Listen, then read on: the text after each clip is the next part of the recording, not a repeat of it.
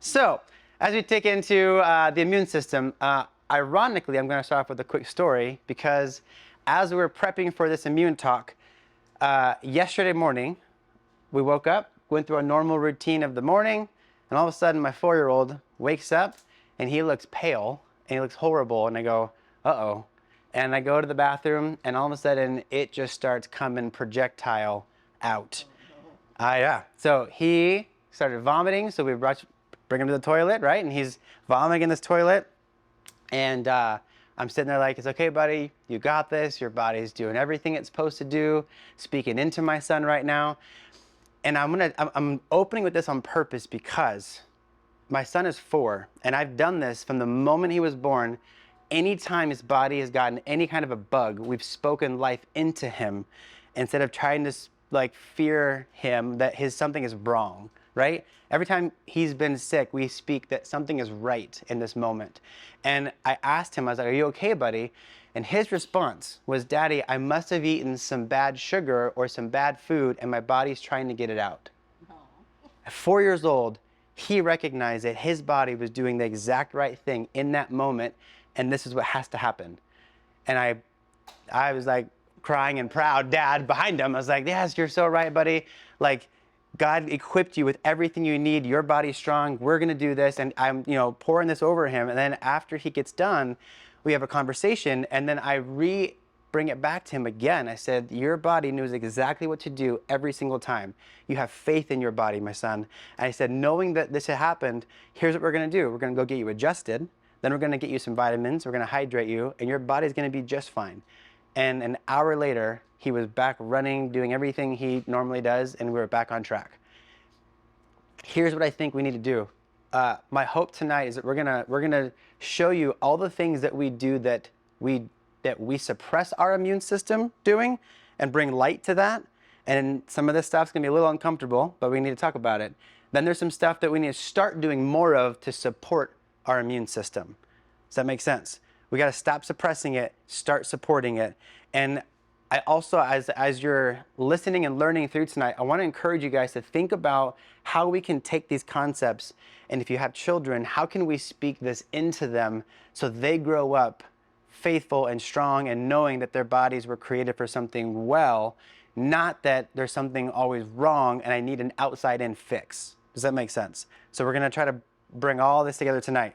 So that being said, when it comes to the health of children, we're going to open up with a testimony. Mr. Adrian is going to come share the story of his kids and his upbringing with his little ones. And I think it's powerful when you put this together. Thank you, Dr. Mike. Thank you guys for being here tonight. I'm hoping that everyone here leaves better than they came. What I would like to do is just share a quick, short testimony about my children. I have 3 boys, all boys, Memphis, Miles, and Mateo. With our first 2 sons, my wife and I, we didn't know what we didn't know. So we got vaccines, we did everything that the doctors told us to do for our boys, being new parents, especially with our firstborn. We did everything. We did see some things that we were concerned about, but we didn't keep track of it. And then we had our second kid 3 years later. This is where things became problematic for us. The vaccines from just that 3-year gap had grew so significantly where they jammed my second son up so significantly in such a short amount of time, as far as the months and the gaps between getting vaccines, it destroyed his skin. This is just a 3-year difference. What happened was the doctors couldn't explain why my son was looking like a snake after he was born perfect. His skin was perfect, nothing was wrong with him, until we took that first dosage of vaccines with the mRNA and a multitude of other things. And as I'm sitting there trying to ask her to explain this, that led to us going to the children's hospital, where we had to take him out to Phoenix. And we sat there for probably about 5 hours, them doing different suctions just to get things out of his lungs. It was really bad, really scary for us. And then it led to just a multitude of issues that Miles had for the first couple years of his life.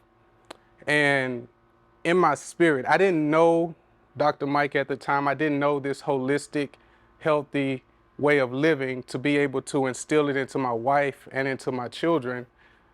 And I just said, we're not doing this. My wife was sitting next to me, giving me that look like, babe, this is what we're supposed to be doing. I said, I don't feel right in my spirit. We're not doing this.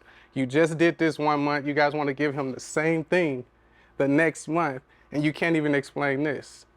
And so what happened was we stopped. We cut it off right after he turned 1 year old. We stopped my then 4-year-old. He was 4 years old, Memphis. We cut him off from getting any more vaccines. And then we ended up being blessed to get pregnant again. This pregnancy, our last pregnancy, my wife did everything natural. She got adjusted all the way through. And this baby, Mateo, he's never been vaccinated. And we can tell the difference night and day.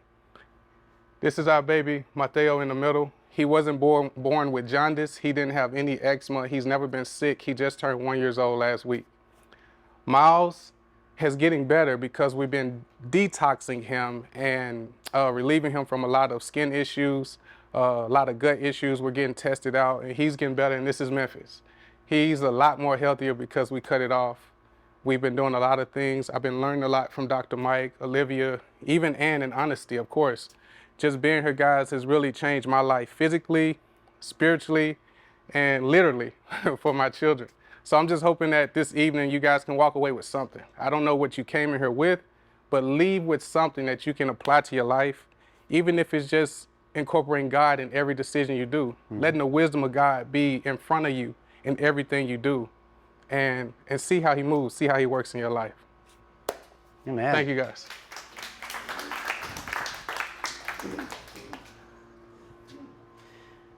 On that note, Romans 12:2. We're going to open our Bibles, everyone. But in all seriousness, right? It says, do not be conformed to the patterns of this world. Everything that he was taught to do with his children was by the patterns of this world that we've been taught. Tonight, I want you to be transformed by the renewing of your mind. I hope that we can talk about some stuff and shed some light and teeter you a little bit to help you renew what's up here, to see that we need to start making some changes, right? We need to start trusting the innate wisdom that's already inside of us. And I firmly believe that what you do is determined by what you believe. Meaning, if your child gets a fever, do you instantly run to get Tylenol? If you get sick, do you instantly run to get Dayquil? If your spouse gets sick, are you the person that says, oh, well, you're gonna get me sick, so I'm gonna go sleep in the other room. I can't be near you. Are we so afraid of these germs that we have such a lack of faith in us? Does that make sense? What we do is determined by what we believe. And hopefully tonight we can expand what we believe and what we know, and then eventually change how we respond to this in a positive manner. Does that make sense? So as we start to go in this, I think how we approach this can be very strong, and it can be faithful instead of being fearful. So when you look at this, I'm gonna go over here. These are my little ones. So when I talk about my kids, the reason I share my story is my wife and I both were very sick when we grew up, very bad upbringings. I mean, again, we were sick all the time, antibiotics all the time, tubes in the ears from all the ear infections, like you name it, we had all the things. And my wife and I both said when we have our kids, we want it to be different. We want to be so proactive that we want to make sure we honor their bodies, and we want to make sure that we don't let them go down the route that we did, right? So genetically speaking, we don't have the greatest genes behind us. So we said we got to do really good proactive things. Well, all three of these kids, again, this is the one that was puking all over the place. Grayson, this is Hudson, and this is Jameson. All three of my kids, 4, 2, and 7 weeks now, have never had a vaccine, have never had an antibiotic, have never had a medicine, have never had anything. They've never had ear infections. They get sick rarely, but here's the caveat. When they do, the duration is short and the recovery is fast.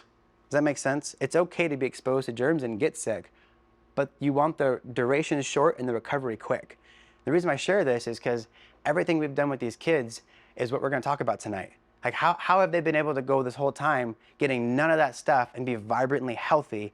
We're going to talk about all the stuff that we do. It's not anything magical. It's just having faith to honor their bodies and honor their immune systems, because I believe the body doesn't need help. The body knows exactly what to do.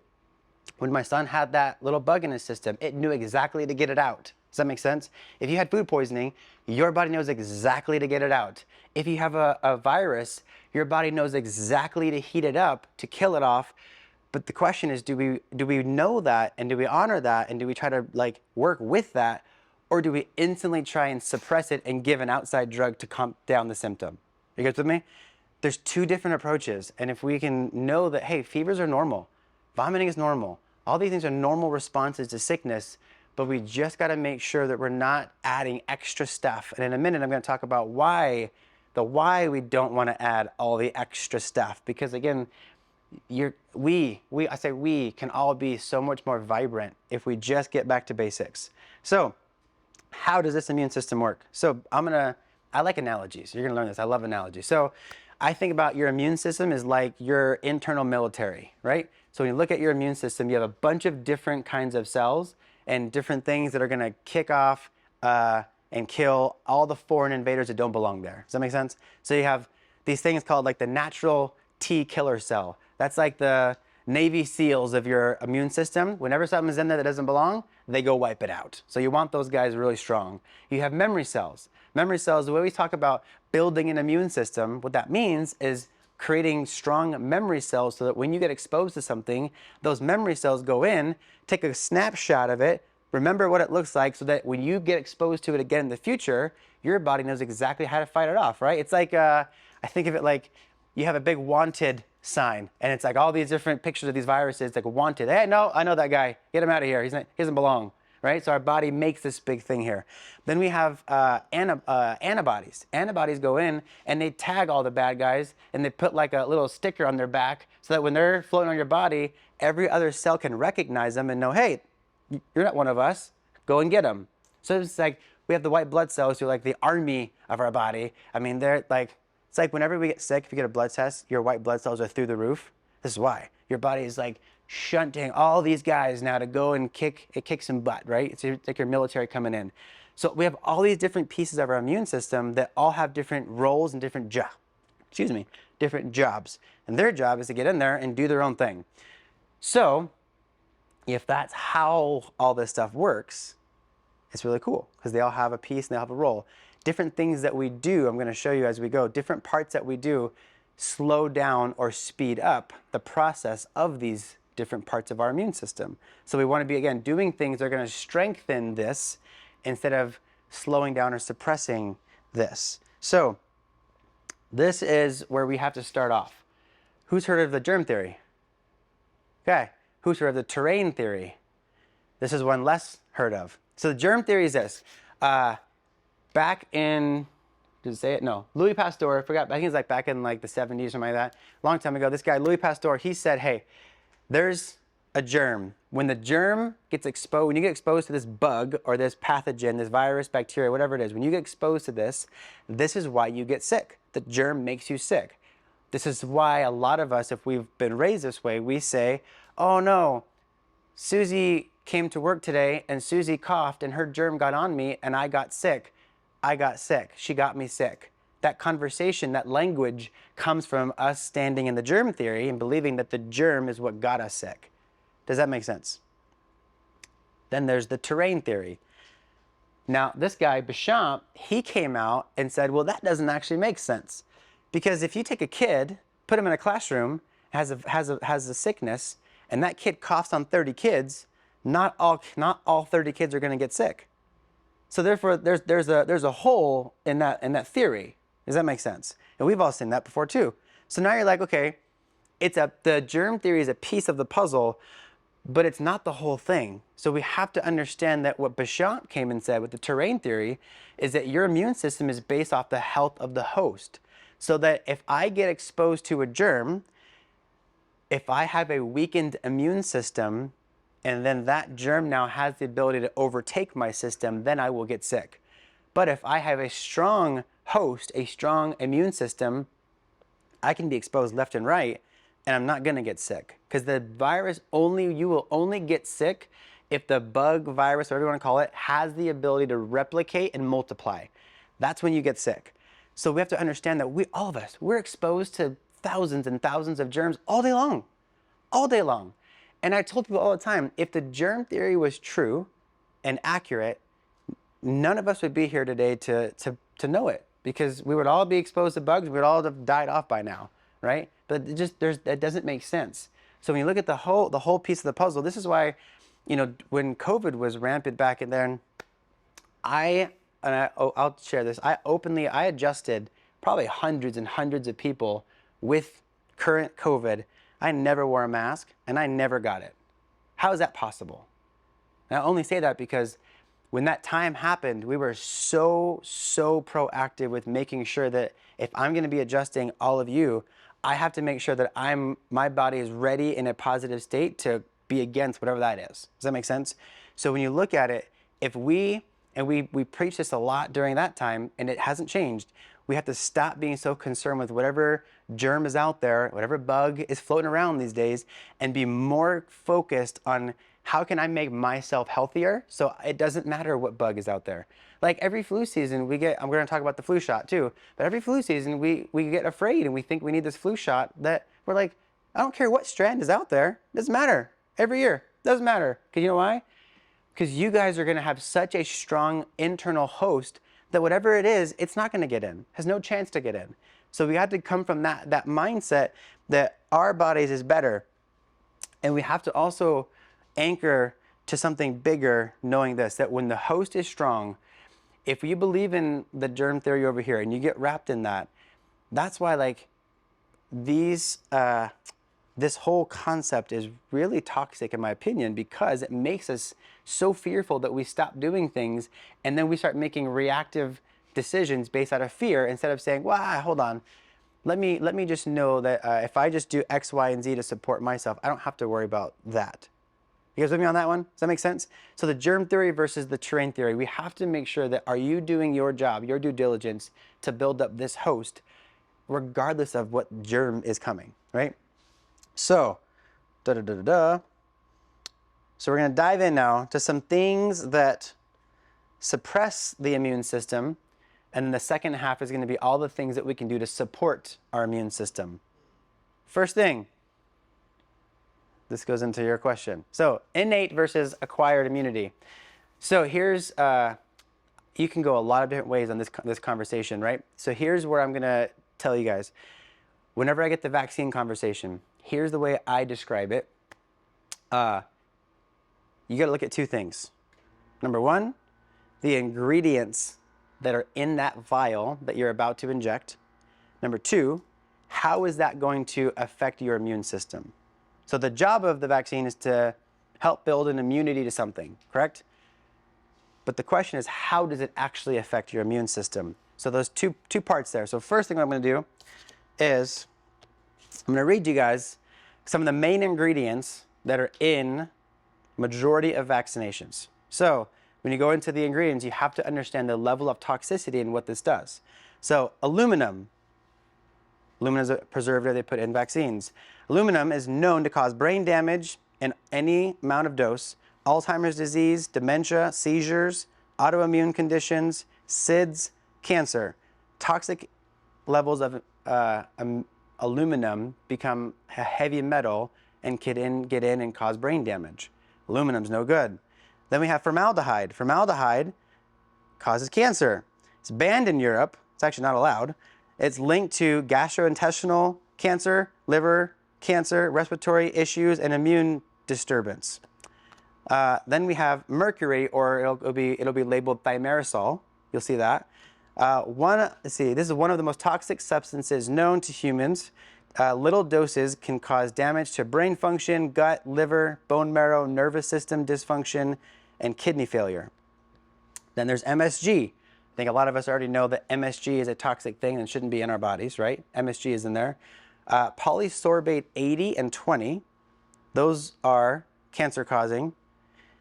And the last one I'm going to say for this, when it comes to a vaccine, do you guys know that there are exemptions, right? So there's different exemptions you can get. There's a medical exemption that you can say that, hey, something's medically going on, I can't get the vaccine, and then you're exempt. Then there's a religious exemption. Does everybody know that you have a religious exemption to vaccines? Here's the thing. I think most of us know this, but the question is, do you understand why you would have a religious exemption to a vaccine? Because it doesn't really make sense. Why would you be allowed to religiously say, oh, I don't want to get the vaccine? Oh, it's fine. Here's why. The other ingredient that are in vaccines is human DNA from aborted fetal babies. Aborted fetal tissue is in our vaccines. Pig blood, rabbit brains, dog kidneys, cow hearts, all linked to childhood leukemia and diabetes. As a Christian, you don't support the intake of human fetal tissue, right? Or even just having that, period. So this is why when you start diving in, if you know what's in it, I guarantee you, if you knew any one of these ingredients, you'd be like, yeah, I'm not putting that in me or my child. There's no way. There's no way you're going to get near me with that. So the toxic load that goes in it, you have to look at this and say, would I rather my kid have that or get the measles? I'm going to tell you what, I would rather him get the measles all day long.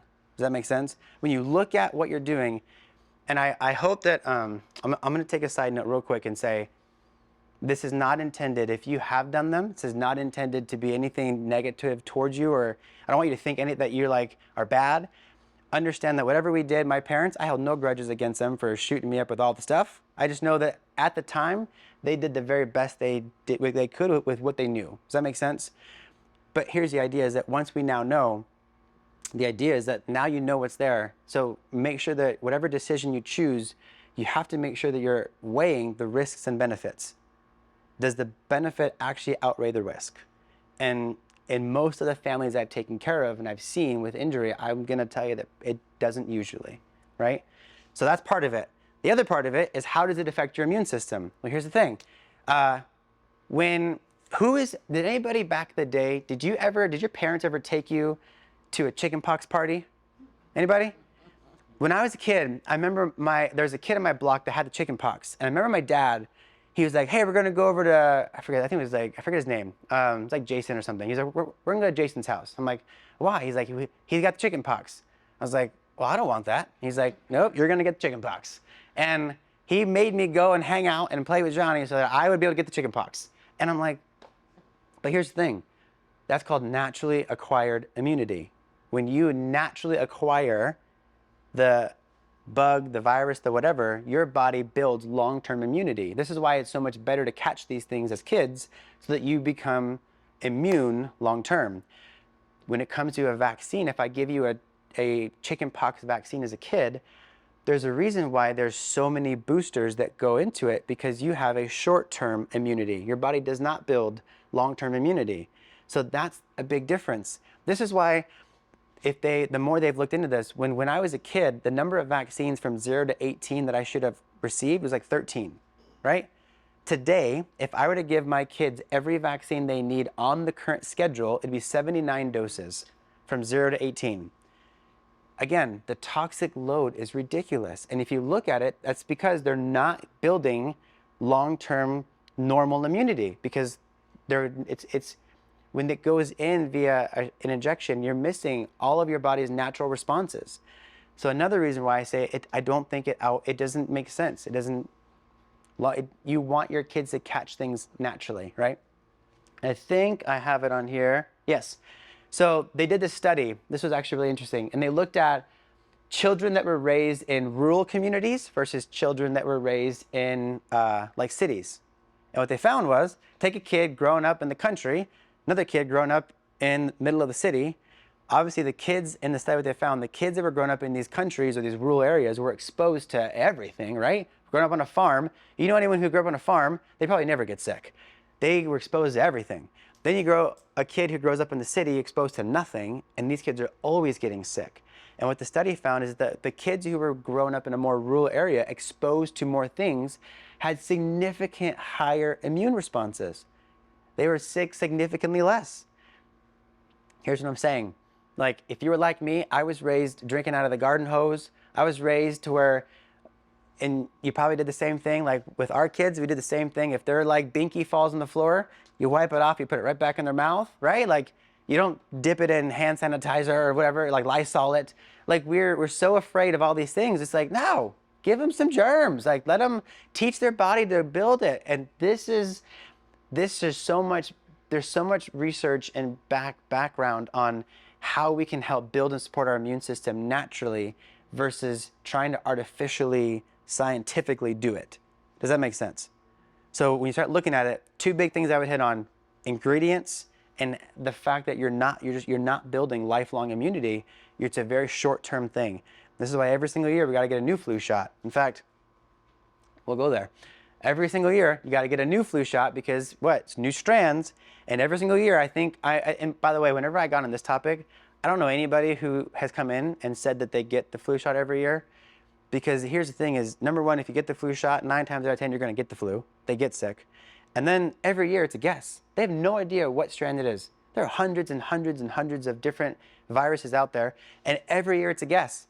So the thing is, like, if I look at the ingredients in a flu shot, which we went over the other one, a lot of the ones are similar, a couple different ones though.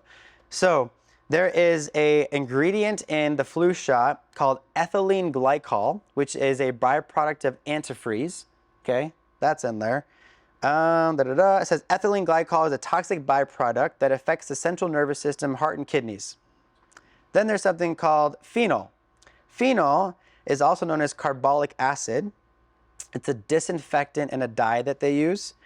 Formaldehyde we talked about, aluminum we talked about, and then they put antibiotics in the flu shot as well, which I'm going to hit on antibiotics in a minute and show you why you shouldn't have that. But they also put antibiotics in there to help the longevity of that and help the susceptibility when you get it injected in you. They want it to be able to last longer and be stronger, okay? Here's the thing. There are so many healthier ways to not get the flu shot and to be able to not get the flu or help your body to respond better. Everything we talk about in this latter half of supporting your immune system is going to help you avoid this instead of going in there and do you know the number? Hold on, you gotta know this. Just this year alone, the 2023 to 24 season, I looked this up on the CDC just this morning, already 157 million shots have been given already of the flu shot. And this is the thing, every single time I've talked to somebody, they go, every year I get it, every year I get sick, I stop getting that dang thing. And we know that thing is not supportive.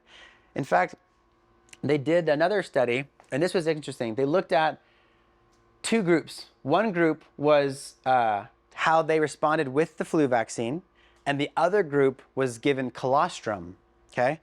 And what they found in these two groups, that the people who were given colostrum instead of the flu vaccine had a 3 times better chance at either not getting it or recovering faster with colostrum versus a flu shot. I'm like, there's so much more, again, natural, real things that come from our animals and the earth that you can use to support your body versus all the synthetic ingredients that they put inside this thing. Does that make sense? I know it's super heady right now, and I apologize, but we gotta nail some of the stuff in real fast. So then we get into the fun antibiotics.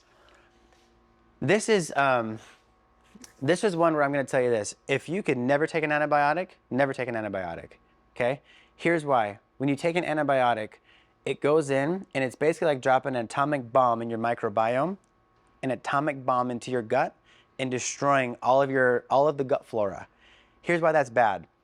70% of your immune system is in your gut. If you look up any and all health immune boosting things, you're going to find that all of them tie back to improving gut health.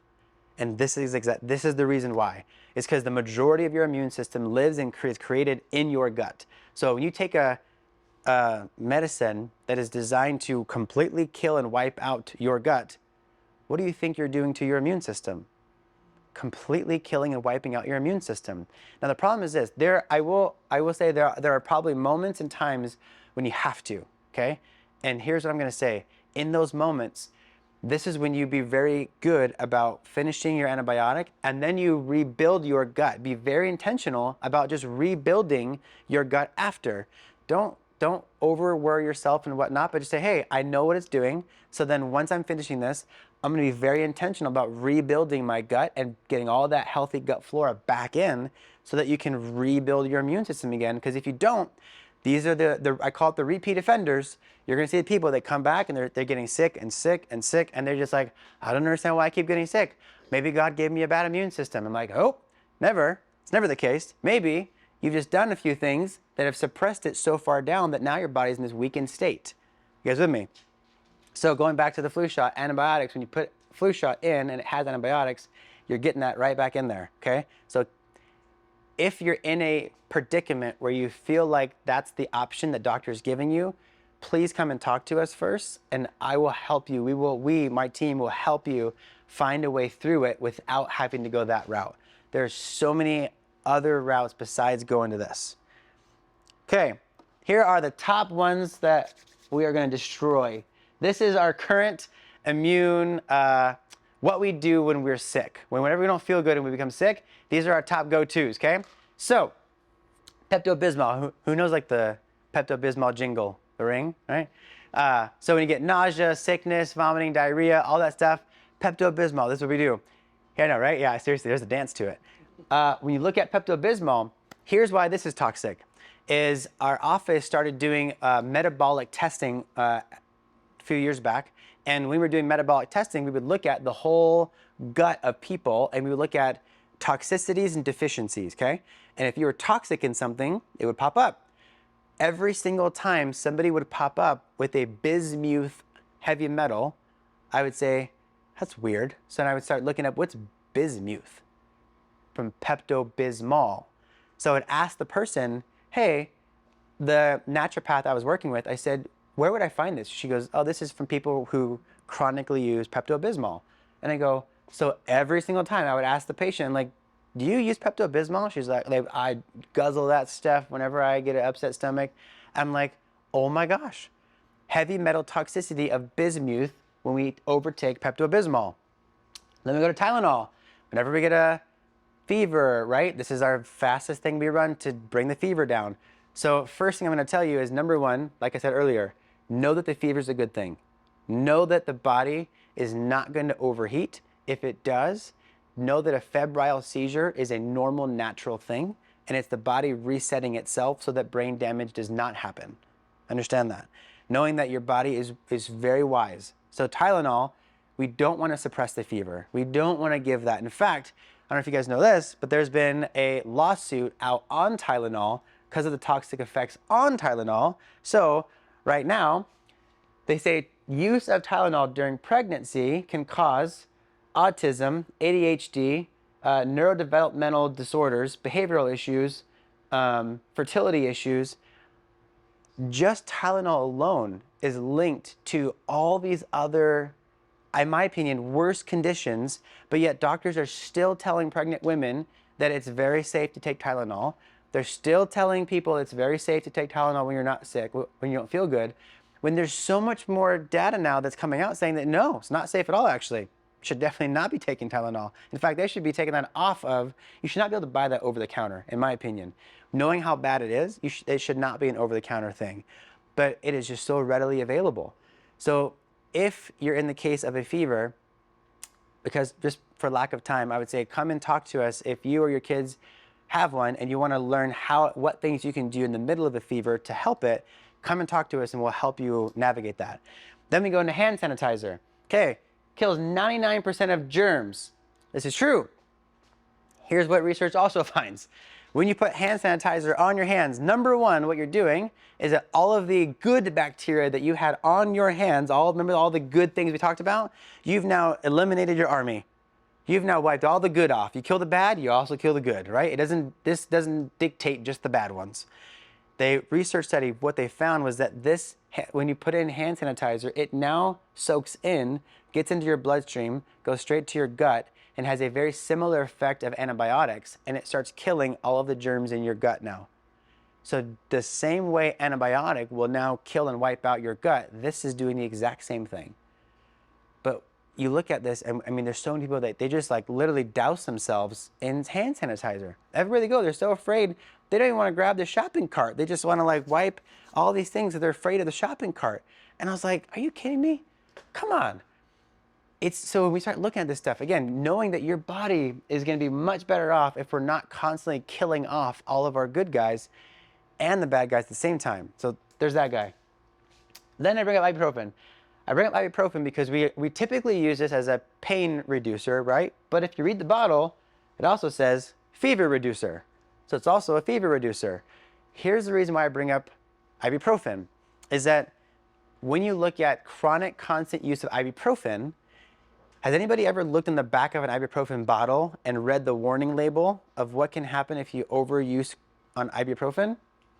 If you haven't, I have it right here for you. And yes, you're right on. Right in big letters, boom, stomach bleeding warning. On the thing, the most common side effect if you overuse ibuprofen is stomach ulcers. Literally bleeding of the stomach. So let me ask you, if you take this, do you think that's going to have an effect on your microbiome where your immune system is lying? And do you think this is going to be a good idea for a fever reducer or being able to support the body naturally and allow it to run its course? Do you see where I'm going with this? Current common culture has put all this into us and marketed this stuff so heavily. All the commercials are all over this because this is what they're trying to get you to do, and it becomes more toxic for you and your family, and there are much better, safer, healthier alternatives to help your body than to keep dousing yourself with all of these toxic things. So far, so good? Okay, who's loving this? Yes, I'm talking about. Okay, now we get to the good stuff. How do we actually strengthen our host instead of continuing to suppress our host? So, nutritionally, there's a lot we could talk about, but I'm gonna give you just top 3 things nutritionally you wanna look at.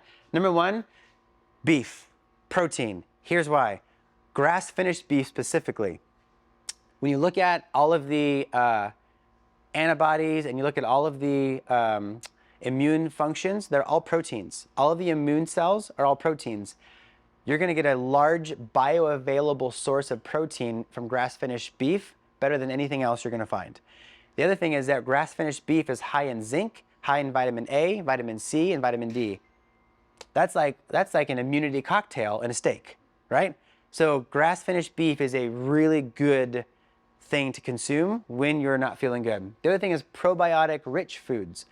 This is good. So like one of the things that you want to look at is like if you can stomach sauerkraut and kimchi, high in probiotic-rich stuff. Yogurt is good. I'm going to differentiate real fast. Yogurt is probiotic rich and it will feed the current bacteria you have in your gut, okay? But if you've had to take antibiotics for some reason and you have a weakened or lessened gut microbiome, this is where you want to look at something like kefir. If you heard of kefir, this actually has properties to create new microbiome and new gut flora can grow. So you can build a bigger, more diverse microbiome when you add kefir in. So probiotic rich foods, because again, your immune system is in your gut. We want to make a healthy gut. And the last thing I'll hit on is bone broth. If you are sick, I think a lot of people I talk to know that when they don't feel good, they can't really stomach a lot of food. So then bone broth is a phenomenal thing to eat, especially because it's high in protein, it's high in collagen. And the other thing is with bone broth, there's a lot of really good properties in bone broth that's very healing to your gut. When we put people on a gut healing protocol to try to fix like leaky gut, right? The walls of the gut lining, a lot of the properties in bone broth actually work on healing and fixing the lining of your gut. So bone broth is a really good alternative to put in. If you're gonna get bone broth, there's two places I would recommend. We have one place that we work closely with. It's a little good friends of ours. It's a family-owned place, good Christian couple, and they home make all of the bone broth herself. Like she does it all herself. It's all grass finished. It's all great. It's called Simply Healthy, or the Broth Bar is what it's called. If you talk to our team, we can get you a discount code if you go there. If you go to Sprouts, Kettle and Fire, great grass-fed option for bone broth if you're at Sprouts. But these would be like my first go-tos when we're sick and not feeling good. When my son didn't feel good, he ate a bowl of yogurt with bone broth protein. I doubled up, made sure he ate that thing, and a little bit of kefir. All right, nutrition things that suppress the immune system. Processed sugar, seed oils, and refined grains. This is like the staple of our American diet right now. This is why we're overweight, we don't feel good, our joints hurt, and we're chronically sick, is because this is the staple of our current diet. So when we're looking at processed sugar, I got lots of stuff to talk about processed sugar. So here's the thing, when you look at sugar, I think we all know sugar is not good, but here's the couple of things of why it's bad. Chemically, if you look at sugar, we know that vitamin C is a good vitamin when we're sick, right? Sugar has the same chemical makeup as vitamin C. So when you intake sugar and vitamin C, where the vitamin C is supposed to bind to get into your body, sugar binds instead and blocks, and you don't absorb vitamin C. You actually don't take in vitamin C when you consume sugar. So when we think that giving ourselves orange juice is a good idea when we're sick, it's too much of a sugar to vitamin C ratio. You're not actually getting what you think you are. You got to be careful, because when we don't feel good, we want feel good foods, right? When we don't feel good, we want to eat the sugar and we want to eat the carbs, because that's probably what sounds best. But these are the things that are actually making you sick longer. So we want to minimize sugar intake. The other thing that sugar does is, where'd it go? The other thing that sugar does is actually stops the production of vitamin D. So your vitamin D is another really good immune function vitamin in your body. Your body naturally will help. It stops the production of vitamin D when you do it, and it slows down the response time of antibodies. So those are the guys that are going to tag, right, the bad guys. It basically like slows those guys down, so now they're not tagging as many guys, and then our immune system now becomes suppressed. When you look at seed oils is extremely inflammatory to your gut. I mean, there have been multiple studies now that link seed oils to leaky gut. So damage of your microbiome in your gut is directly linked to seed oils. And before I go, I skipped one. All right, boom. There's a study real quick on sugar before I get too far away. When you look at this, what this basically came up and talked about was that when you have a high amount of glucose, this leads to an impaired function of your immune system. Some glucose in the system is okay, but we very rarely intake the recommended amount of sugar, right? We overdo everything. So when you look at the bottom, it says elevated amounts will lead to an inflammatory cytokine response, which is basically an inflammatory response of your immune system freaking out. That's what happens when you intake sugar, is your immune system just goes haywire and it's not functioning right.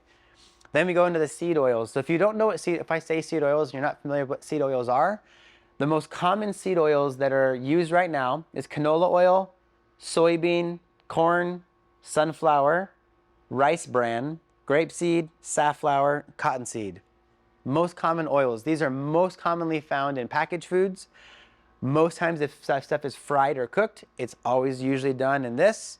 So when you look at processed foods, that's where you're going to find the processed seed oils. So when you're looking at labels, be very mindful and careful of where you're looking for these oils, okay?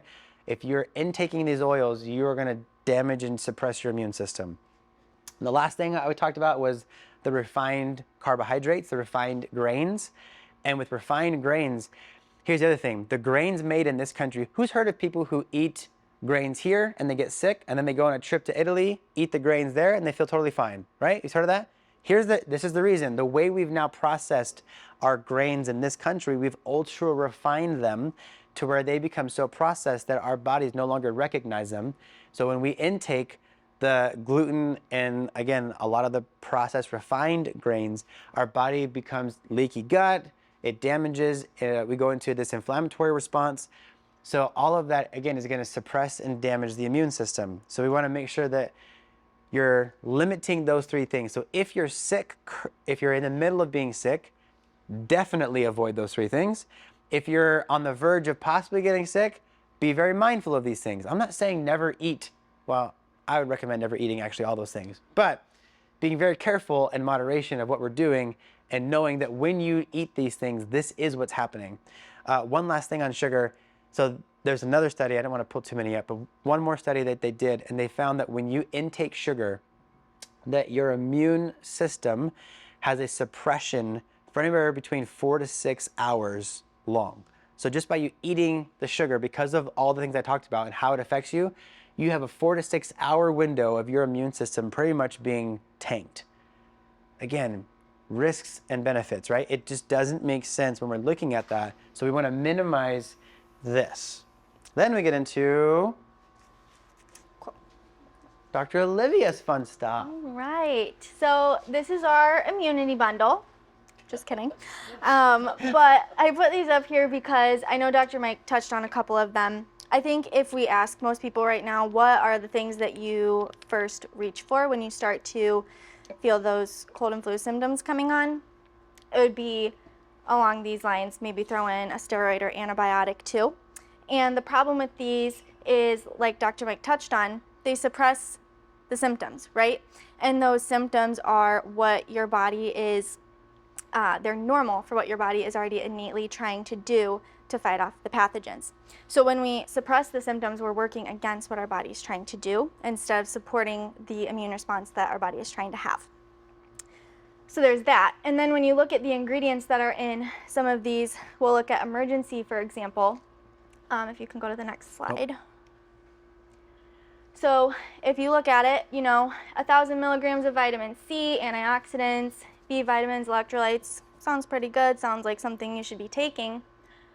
But when you look at what's actually in it, you have first vitamin C in the form of ascorbic acid. So that form of vitamin C is actually really hard for your body to use. It has to use a lot of energy to convert it into the form that it can use. It's also very harsh on your stomach, so you can get a lot of GI issues from it.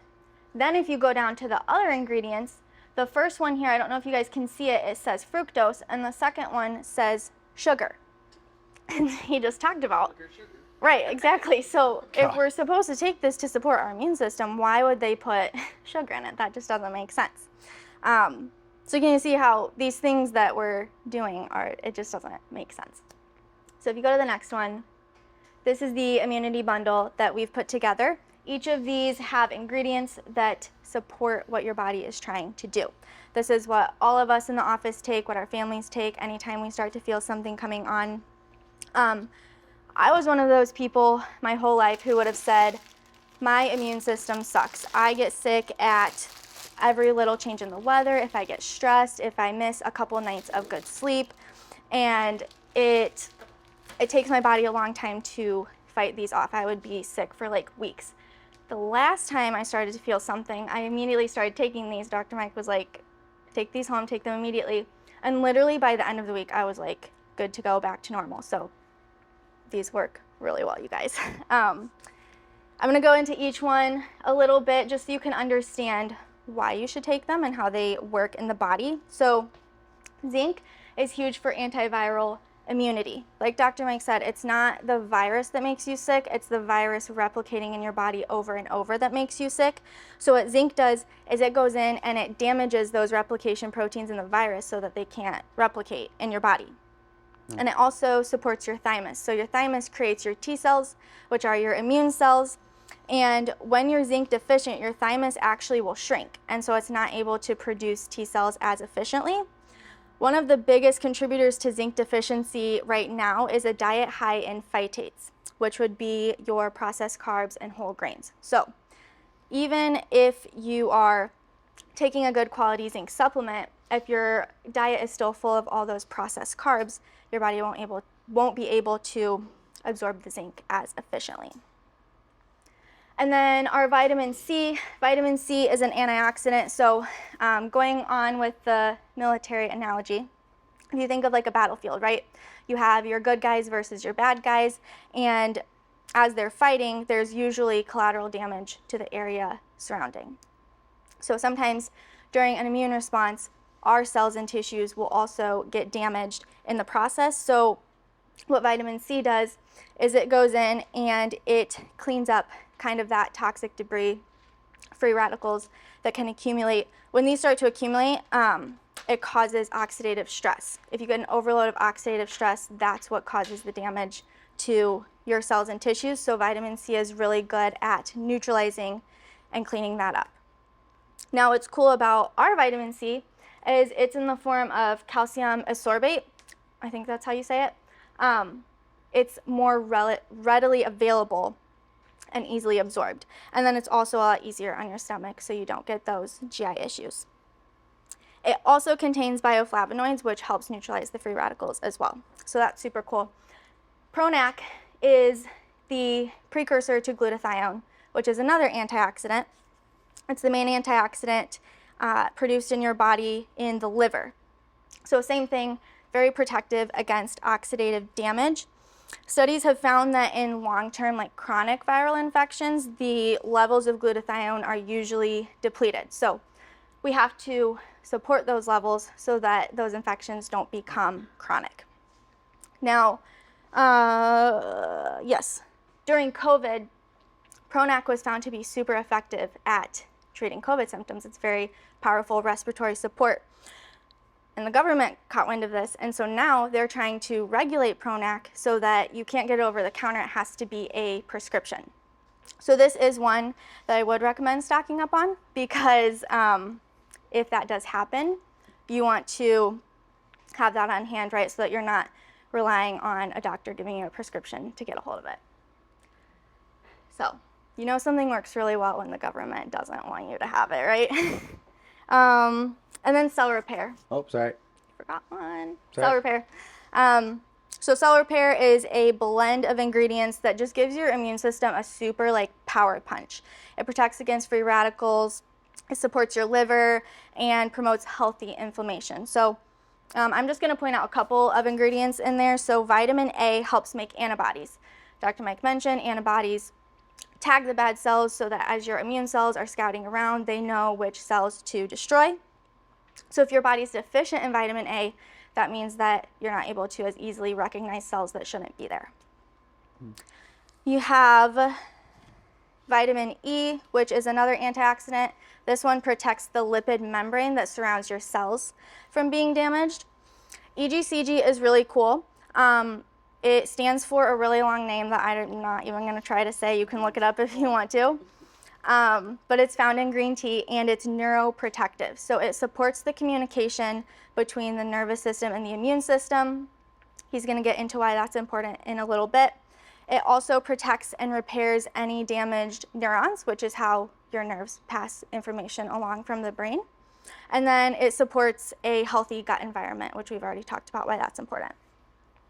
And then lastly, astaxanthin. So astaxanthin is really cool. It's like a thermostat for your immune system. So if you need a more active immune response, astaxanthin can activate those white blood cells and immune cells. If you're having an overactive response, astaxanthin can turn it down and protect your body from unnecessary inflammation. So it's literally like the thermostat of your immune system. And then we did a kids bundle this time. So really quickly, I'll go through. We put elderberry. Elderberry is a blackberry that is the highest in antioxidants that you can get.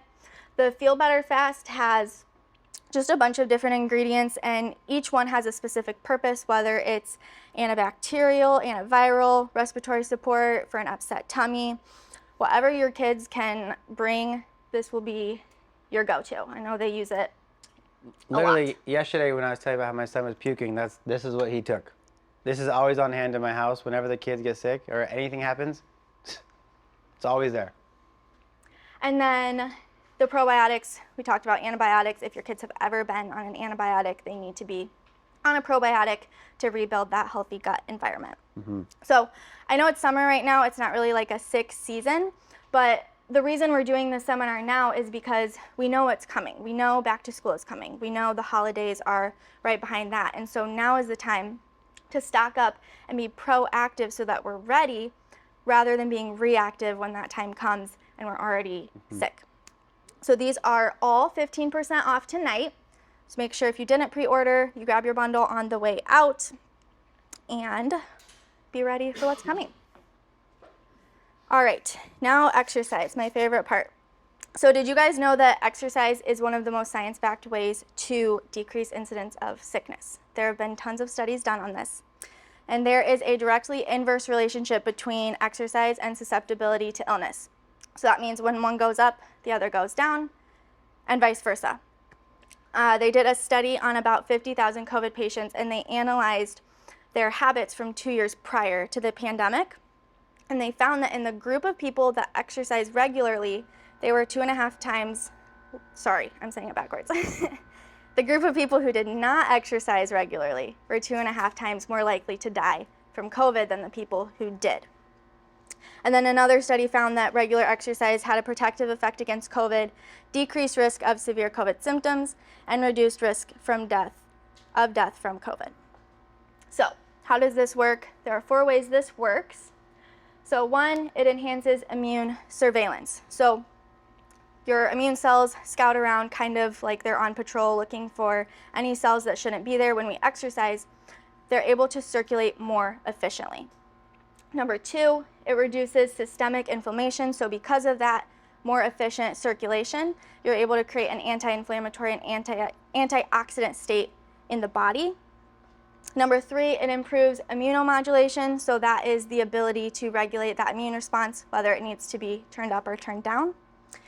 And it delays immunosenescence. Immunosenescence is the gradual degradation of your immune system due to aging. This is why, as we get older, you can become more likely or more susceptible to illness, and then it's harder to fight off. Now, I think this is pretty powerful stuff. And when you look at this, I think you kind of realize like exercise is so much more than just losing weight and looking toned or buff, right? There's so much more to it. And a lot of times we all have excuses, right, for why we don't exercise, whether it's I don't have time, I don't have equipment at home, I don't know what to do, I'm intimidated to go to the gym, and whatever the excuse is. When you look at what exercise does for your body's ability to literally adapt and survive, you have to be very honest with yourself, and I think you have to call out those excuses for what they are. And a lot of people say, you know, the phrase, oh, I don't have to do this, I get to do this, that positive reframing, and I think that's awesome. But sometimes you have to do stuff that you don't want to do. Sometimes you just have to do it. And I think it's important because this is how you strengthen your host so that you're not worried to be around your loved ones because they might have a germ that might get you sick. You don't feel like you have to be isolated when viruses are going around. It's about when you're 85 years old and you're not sitting at home lonely and isolated because you're afraid that if you get a cold, you might not survive, right? There is just so much more to that. And I love that the COVID study looked at the 2 years prior because it's about what you do in preparation. That's more important than what you do in the moment when that challenge comes, right? So that's why we have to start doing these things now in preparation for what's coming. So what type of exercise should you do? The study found that when people did strength training and cardio combined, they had a 27% lower risk of contracting COVID and a 57%, almost 60% lower risk of developing severe symptoms. And then another study found that 45 minutes of walking and stretching makes you 3 times less likely to get sick. So really, I think in this instant, it kind of doesn't matter what you do. As long as you're moving your body, you're going to get the benefits. Another cool benefit, the Journal of Sports Medicine did a study that found that during steady state exercise, so just walking, your lymph flow increases to 2 to 3 times higher levels than when we're sedentary. So your lymphatic system carries your white blood cells and your immune cells, super important for your immune system, and it doesn't have a pump. So like your blood vessels have your heart that pumps the blood through. Your lymph doesn't move if you don't move. So that's another reason that movement is super important. And here's the thing, if you guys need help with what to do, we can connect you with a good gym, a good coach. We can give you workouts that have no equipment and take less than 10 minutes. There's always a way to get it done, and we're here to help you. Okay, and that brings us to hydration. So hydration is essential for the immune system because dehydration makes you more susceptible to illness. Dehydration is a stress on the body. More stress equals decreased immune function. Water is also super important for your lymph production. The thing with hydration is that you can't just drink plain water and hydrate because during the purification process that our water goes through, it strips out all of those minerals and nutrients that the water naturally has that our body needs to bind and bring the water into our cells. All that's stripped out. So if you're just drinking plain water, your body can't actually use it to hydrate. You have to add in electrolytes and minerals back into the water. So We all use Element that we have here in the office. You can also get mineral drops at Sprouts to add into your water, but that's super important for making sure your cells are hydrated properly. Who wants to do that? Yes. Okay. I know. Okay, so I love this. We started looking into cold plunging and saunaing, okay?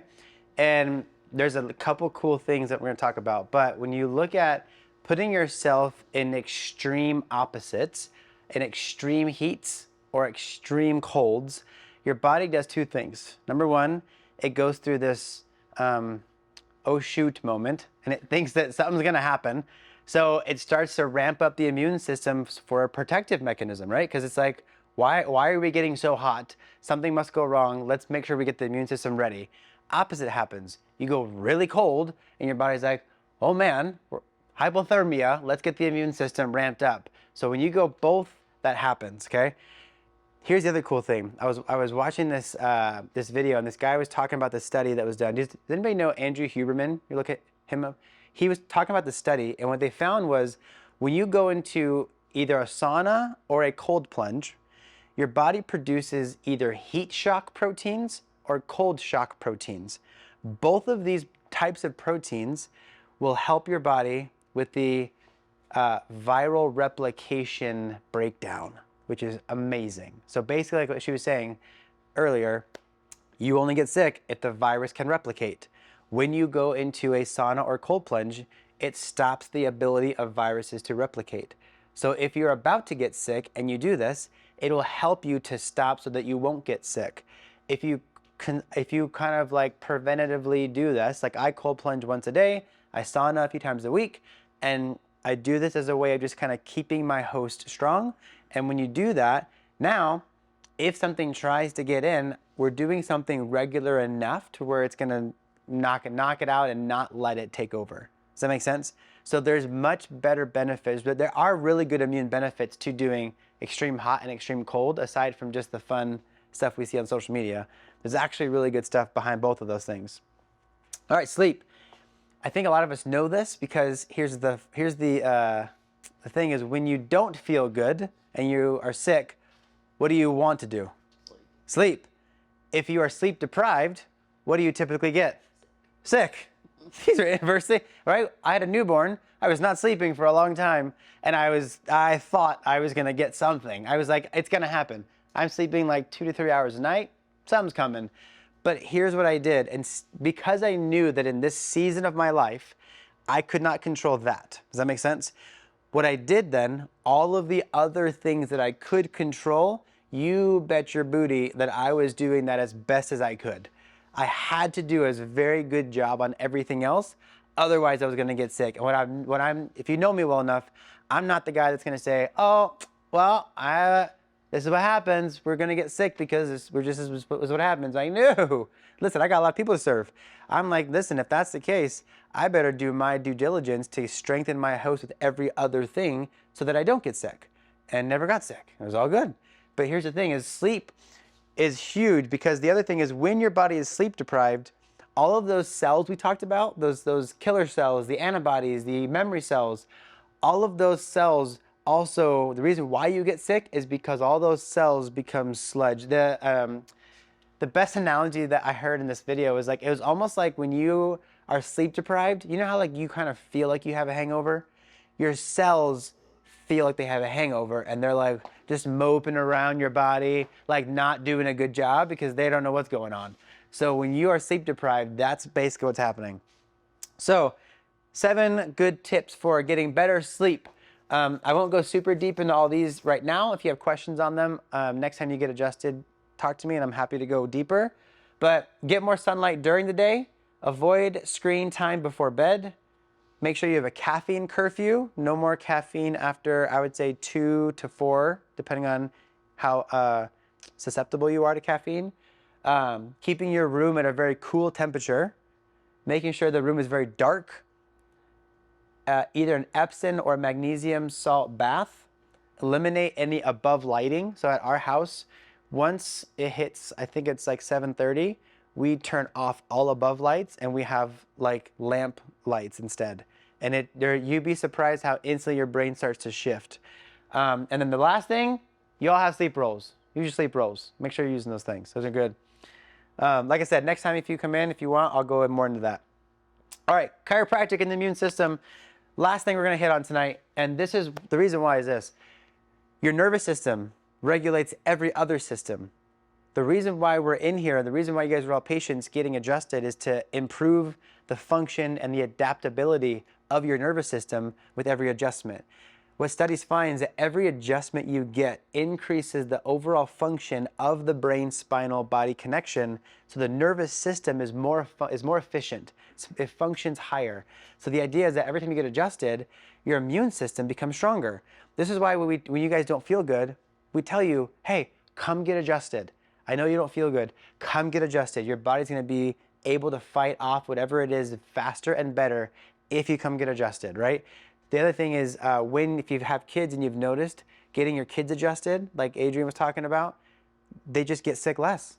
You're like, interesting, as a family, we're just getting sick less.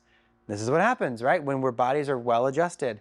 So when you're adjusted and your immune system and your nervous system can better regulate, there's a better connectivity.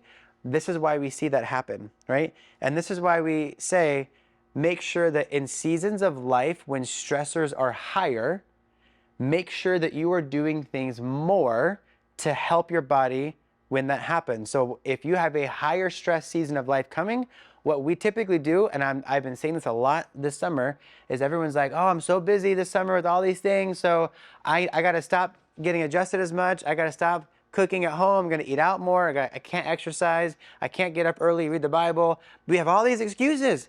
And what do we find?